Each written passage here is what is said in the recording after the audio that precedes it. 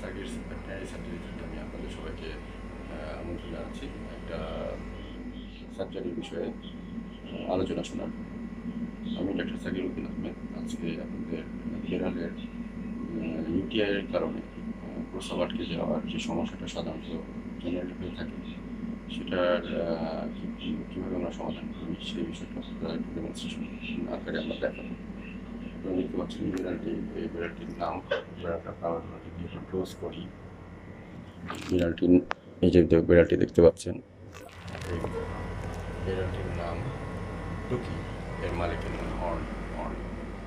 তো এই বিড়ালটি আমরা বহুদিন যাবৎ প্রস্রাব আটকে যাওয়ার সমস্যা নিয়ে বিভিন্ন জায়গায় চিকিৎসা করিয়েছেন এবং বাসাতে ওনারা বিভিন্ন জিনিস ট্রাই করেছেন, কোনো কিছুতে কোনো কিছু হচ্ছিল না।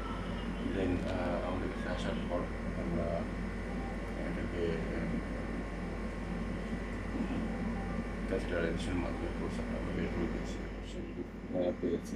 এখন আমরা মেডিকেশন দিয়ে দেবো যেন এটা খুব দ্রুত সুস্থ হয়ে যায়। আপনারা দেখতে পাচ্ছেন ক্যাথেটারাইজেশনটা যদি আপনারা করি, জাস্ট এইভাবে মানুষের যেভাবে ক্যাথেটারাইজেশন করা হয়, বেরোলেও ঠিক সেভাবে ক্যাথেটারাইজেশন করা হয়। এই যে দেখেন, 2 বাটি প্রস্রাব বের হয়েছে এবং আরও অল্প অল্প করে বের হচ্ছে।